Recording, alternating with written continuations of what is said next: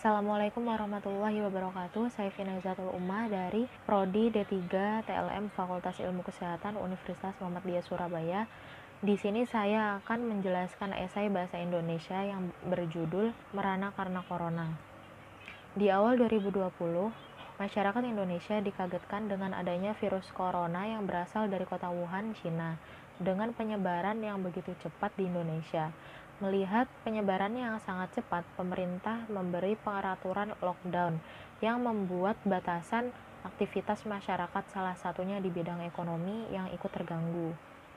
Pandemi COVID-19 menyerang dengan hebat dalam bidang perekonomian yang menyebabkan semua pihak, dari perekonomian tingkat perusahaan sampai pedagang kecil. Hal ini sangat memprihatinkan karena tidak semua orang memiliki simpanan yang bisa mendukung dalam situasi perekonomian tersebut. Akibatnya, sebagian masyarakat tidak bisa memenuhi kebutuhan hidupnya sehari-hari. Bentuk nyata dari dampak COVID terhadap ekonomi yang tampak jelas adalah fenomena PHK. Banyak karyawan putus kerja dikarenakan oleh perusahaan yang hampir terancam bangkrut. Jika pandemi ini masih berlangsung lama, kemungkinan kerugian tersebut akan terus bertambah, sehingga aspek-aspek lain terkena dampaknya, seperti pekerja harian lepas, pelaku UMKM, dan usaha lain yang melibatkan banyak orang, mempengaruhi dampak daya beli masyarakat, yang mana rotasi uang akan menjadi sangat minim di tengah masyarakat, serta pada saat yang sama juga produksi barang akan terbatas, pengurangan perdagangan.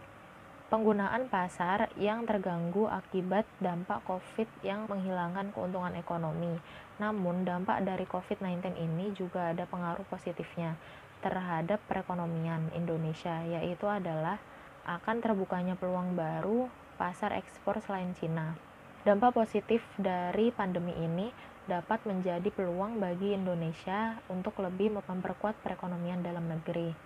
Hal ini dikarenakan pandemi ini mengakibatkan pemerintah akan mendahulukan serta memperkuat daya beli di dalam negeri saja.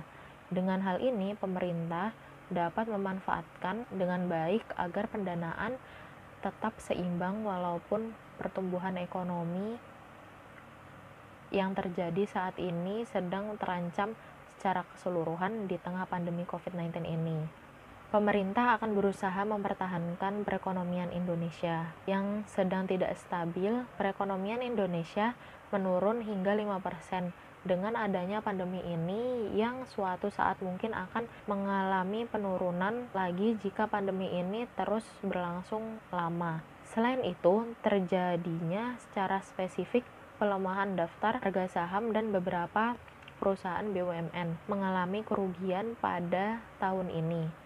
Diperkirakan pertumbuhan ekonomi di Indonesia dapat menurun jika pandemi COVID-19 ini akan berlangsung lama. Berbagai macam kebijakan telah dibuat oleh pemerintah Indonesia dalam menangani pandemi COVID-19 yang sedang terjadi saat ini. Kebijakan yang ada tersebut secara langsung berdampak positif, namun secara tidak langsung juga dapat menimbulkan dampak negatif. Salah satunya yang dapat kita ketahui saat ini yaitu merosotnya pertumbuhan ekonomi di Indonesia. Dampak pada bidang ekonomi di Indonesia akibat dari pandemi ini antara lain terjadinya PHK, penurunan impor, peningkatan harga, serta terjadinya juga kerugian pada bidang pariwisata yang menyebabkan penurunan wisatawan. Sekian dari saya, kurang lebihnya mohon maaf. Wassalamualaikum warahmatullahi wabarakatuh.